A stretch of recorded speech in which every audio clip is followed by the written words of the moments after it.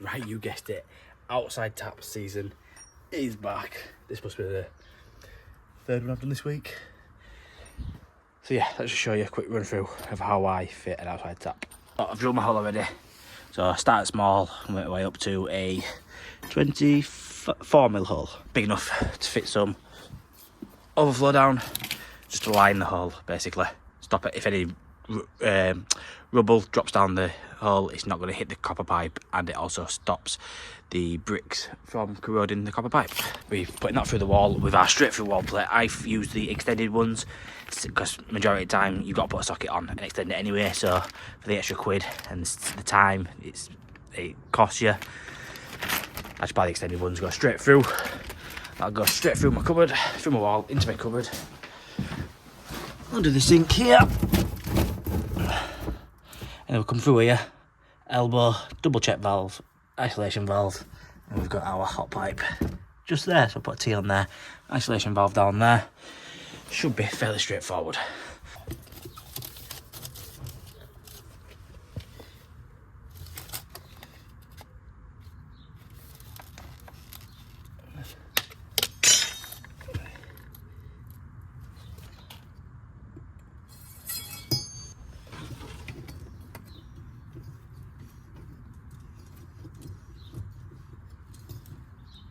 So what I do here is tighten my tap all the way in before I fix it. So I'll get it on the wall like so. Try to put you down without it falling. So put it in so it's tight up, get a little bit of a nip, get it nice and straight with my tracer pencil. Mark my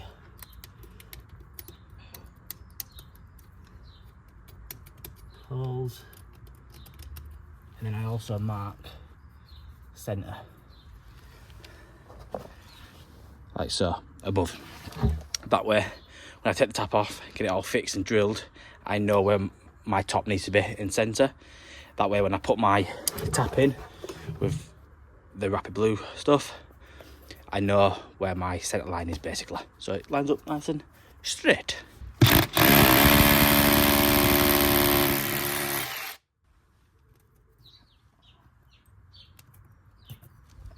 Always use some silicone.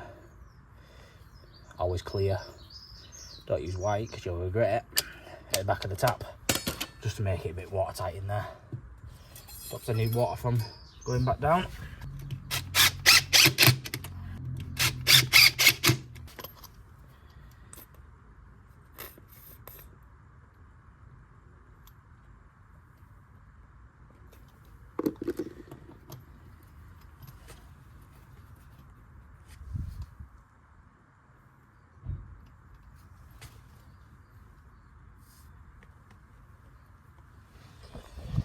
Right, so that's all in, nice and straight. So while that's setting, just gotta let it go off for about 5 minutes or so. We'll go inside, get it all piped up, and then we can get it all tested out and filled up. Got my clips in place now. Gonna make up as much as possible with these compression fittings out of place. Make sure we paste them up, cut it to length. Then we've got to put a NVT on there if we can get all this water out, which we should be able to, I think. Again, really need to invest in press. I think I'm going to wait till I install a show though and see if I can grab myself a bargain. So T on there, elbow on there, bob your uncle, get the water back on. I had to isolate the hot water at the boiler because the isolation valve down there was passing. Could have put a compression T on, I suppose, which I might still have to put a compression T on, but it was too much water to cut the pipe. We just isolated it there, so just isolated it at the boiler. Job's a good one. So, by the way, I forgot to say, it is a hot tap that we're putting in. There's already a cold tap, if you didn't realise from the tap outside. We'll get this made up, just like... So yeah, just as simple as that. Click the finger, and it's done. I wish I live. So, we'll get that in place. Soldered on, job's a good one.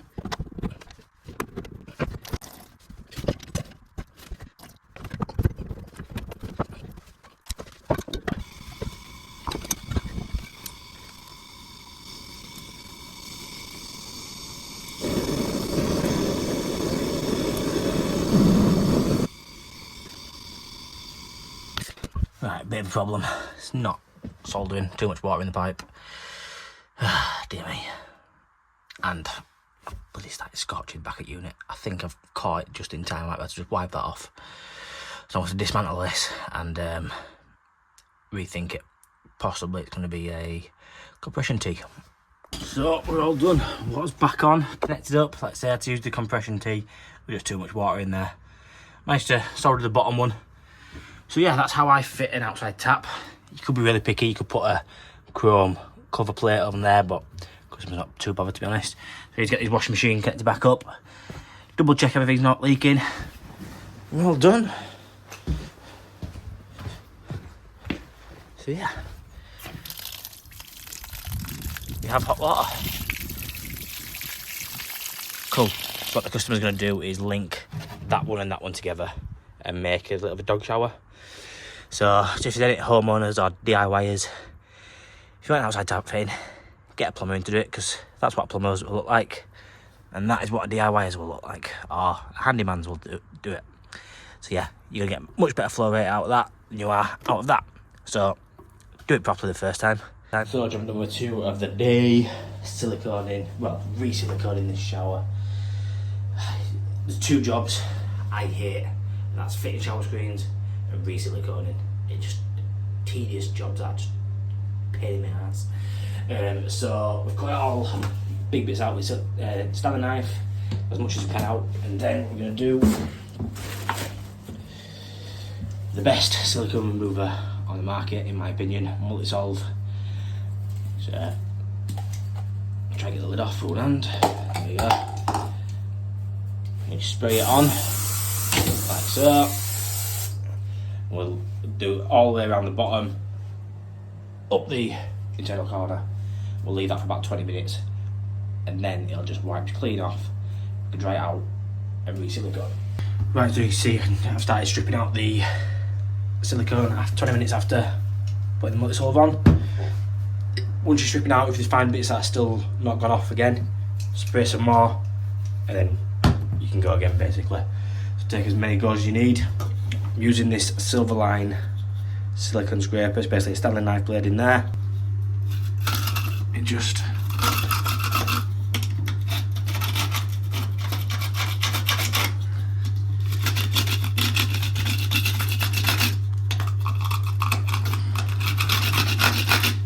gets right into the corner because the blade goes right to the end. Good bit of kit.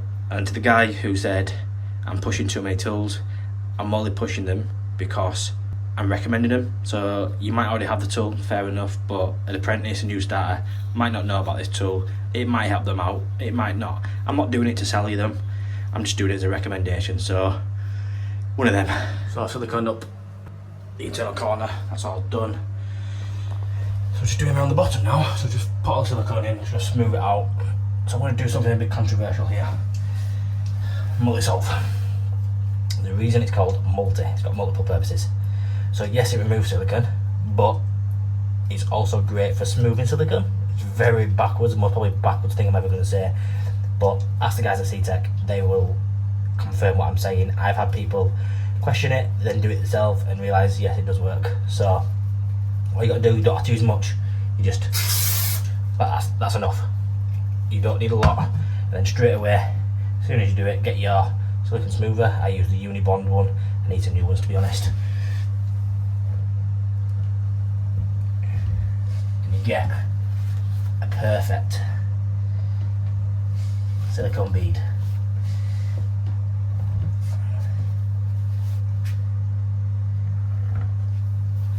Every time.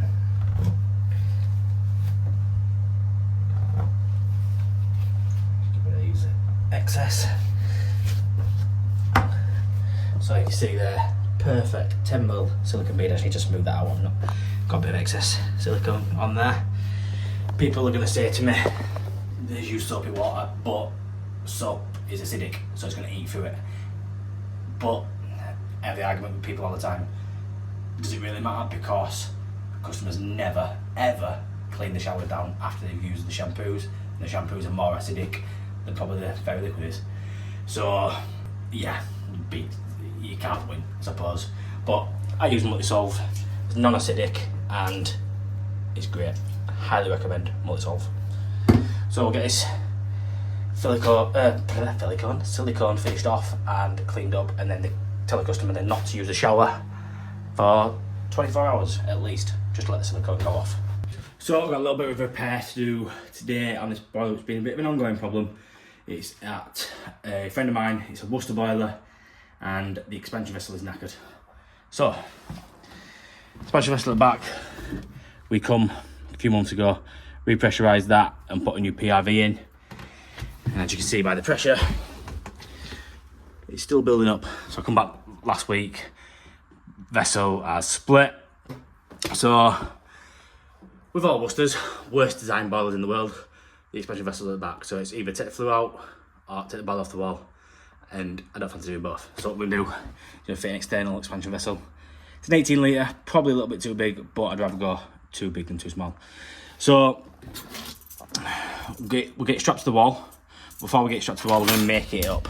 So what I'm going to do, take that off there. So we've got a 3/4 thread. Merchants didn't have any 3/4 15 because I've got here some 15mm. That's really bad zoomed in. Right, yeah, so 15mm gate valves.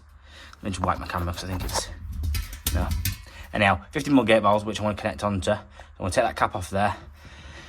And 15mm pipe across, bend up into a 22mm fitting. So I'm going to have to reduce down and then M&F elbow if we've got enough room to get an M&F elbow in. If not, with normal elbow if I need a bit, come up with an extra bit of tail. But you get the gist. So first of all, we're going to make this in. We're going to make it up with some, not that, it's in here somewhere, that rapid blue stuff. So bead all the way around, screw it straight in, nip it up with a spanner just to engage the thread.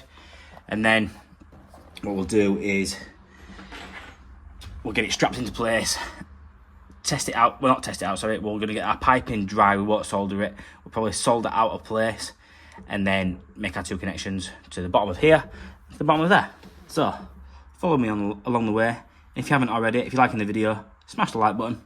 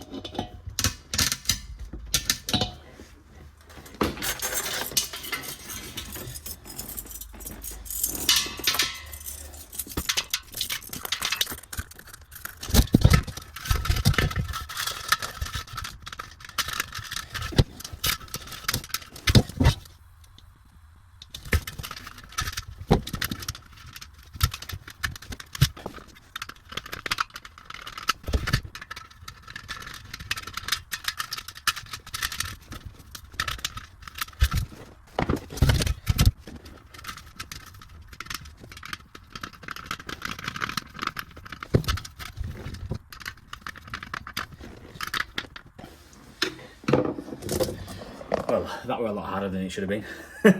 What a nightmare that was. It's probably a two-person job. But that's in there now. We just need to give that a good old tighten up. So, under here, we do take a cap, bend, won't be much of a bend, just a little kink, into there. Yeah, we'll just crack on and show you how we get on. Right, change of plan. I was only saying last night on my live that whenever anything goes wrong, it's never on camera. So, just pulled this cap off this gate valve here, and that's passing. So, we get a little bit of water. So let's move these. Let's go grab a towel or something to dry, just dry as much as that we can. And then to top it off, that just fell off the wall. Again. Not going quite well at the moment. So I'm going to head to the van, go get a bucket, drain what we can to there, and then we'll have to replace that valve we could, don't really need a valve in, to be honest, but if I've got a valve in the van, I'll put one on. If not, I'll put a socket on it and bring it across and to the new expansion vessel. Hopefully that should sort the problem out. Right, so that's all changed over. Took the old gate valve out, and we've put just a standard isolation valve in there. It's okay, someone's going to moan about it, but it's only going to the expansion vessel. So yeah, don't stress too much. It's not worth the hassle. So, bit of copper pipe bent. Just need to cut it down to size. Hopefully I've bent it enough. That's good. It needs to be a bit further back. Let's cut it out there.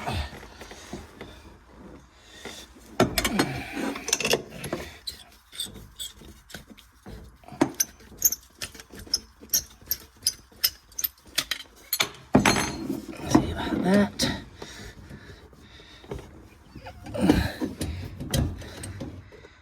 More. Needs to be about there, I think. Bit more. I'll go about there.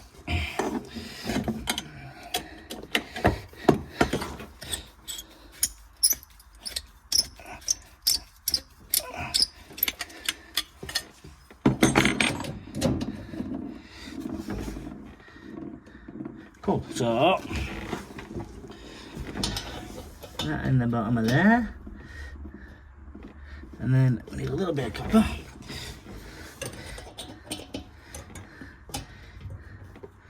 Use that for now.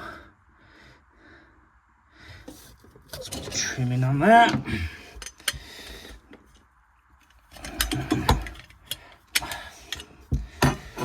These are Monument original pipe slices. They're alright, but this blade in here gets stuck down there all the bloody time. It's so annoying.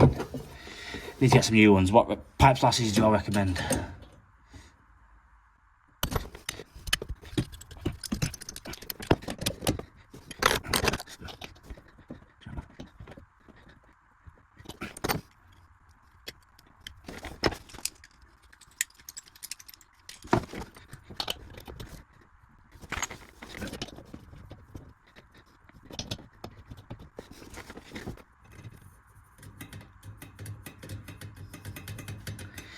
So what I'm doing here is just put a pencil mark on the fitting and on the pipe work.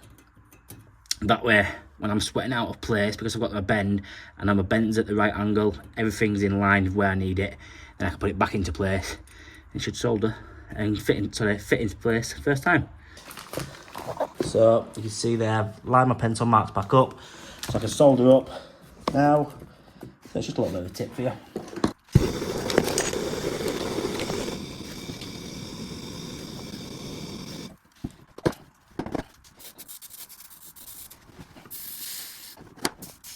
So we're all in, connected up down there, connected up under there. Oh, jungle. So let's fill the pressure up.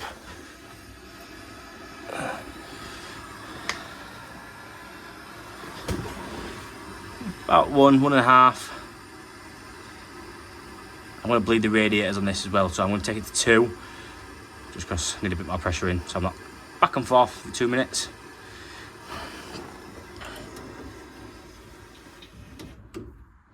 I'll do for now. Just check we've got no leaks. All good there. All good there. So, what we'll do is we'll go bleed the radiators, gonna fire it up, make sure it's not over pressurising, and make sure the PRV's stop dripping outside. Because I don't fancy having to swap the PRV again, because it was an absolute nightmare on this job. Ended up having to just squeeze my hand up the back just to get to it, but now that's in the way, it's gonna be even harder. And before I say it, there's enough room to get the case off there. Don't worry, don't moan, don't put any hate in the comments. Well, you can, because it helps the algorithm, but the case will come off, believe me. So just like that, heating is on, it's nice and warm, and I've got no banging, no over pressurising. Job's good, and I like it when you diagnose something, you fix it, and it does what you want it to do. So it's a bit of a satisfying feeling, especially on a Friday. Because if anything's going to go wrong, it's on a Friday. And also, the PRV is no longer dripping outside, which is a bonus. So if you have liked this video this week, don't forget to smash the like button. It's much appreciated. And hit that subscribe button because we're nearly at 7k. We are less than 100 people off 7k. So if I can hit 7k before next Sunday, that would be amazing. It's a challenge for you guys. So if you haven't subscribed, subscribe now. And I'll see you all again next week.